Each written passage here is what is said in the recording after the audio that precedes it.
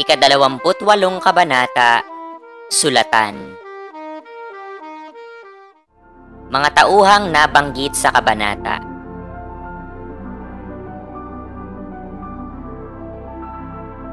Talasalitaan, mamatnugot, mamahala, masilayan, makita, pagpapasinaya, isang seremonyal na pagbubukas o pagsisimula ng isang bagong proyekto tulad ng isang gusali o paaralan.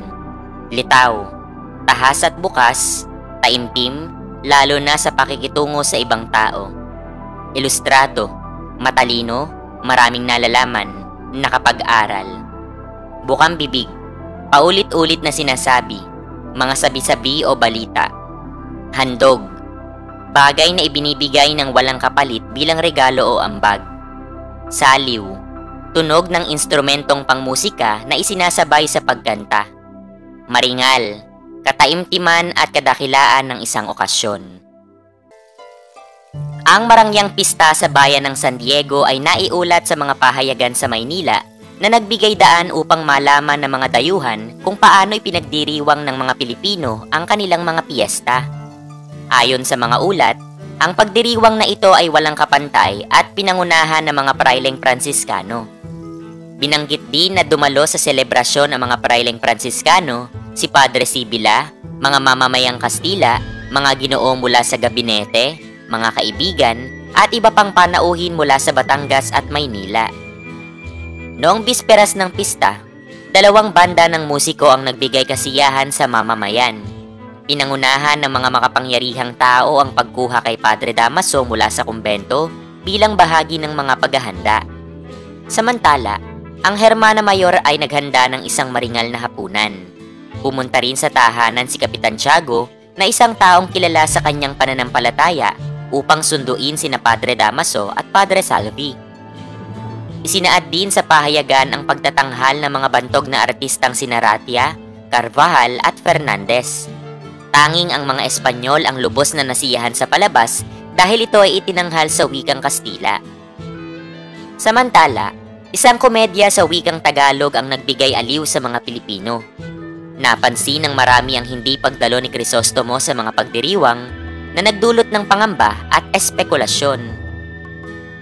Kinabukasan, bandang 11:00 ng umaga, sinimula ng prosesyon para sa Birhen de la Paz na umikot sa paligid ng simbahan. Kasama sa karong pilak sina San Diego at Santo Domingo.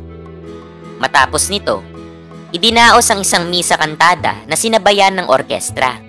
Nagbigay kasiyahan sa mga dumalo ang sermon ni Padre Manuel Martin. Nagkaroon din ng isang sayawan na pinangunahan ni Maria Clara at Kapitan Tiago.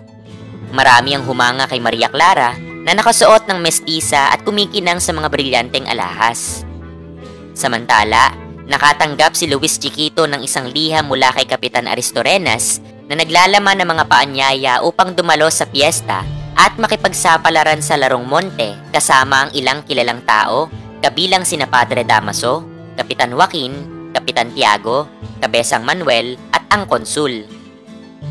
Si Crisostomo naman ay nakatanggap ng isang liham mula kay Maria Clara na ipinadala sa pamamagitan ni Andeng. Sa sulat, ibinahagi ni Maria Clara ang kanyang pangungulila kay Crisostomo, lalo na't matagal na silang hindi nagkikita dahil sa naging karamdaman nito. Bagamat hindi naman malubha ang sakit ni Crisostomo, siya ay ipinagdasal at ipinagtirik ng kandila ni Maria Clara. Ikinuwento rin ni Maria Clara na pinilit siyang sumayaw sa pista, bagay na labis niyang ikinainis. Gayunpaman, napilitan siyang manatili sapagkat nagsimula ng magkwento si Padre Damaso kahit nais na niyang umalis. Dagdag pa niya, nais niyang ipaabot kay Crisostomo ang kanyang kalagayan at magpapadala siya ng isang taong mag-aasikaso sa kanya. Pinayuhan din niya si Crisostomo na si Andeng na lamang ang maghanda ng tsaa sapagkat mas magaling ito kaysa sa kanyang katulong. Bago matapos ang liham, hiniling ni Maria Clara na dumalaw si Crisostomo kinabukasan upang makadalo siya sa seremonya ng paglalagay ng unang bato sa bagong paaralan.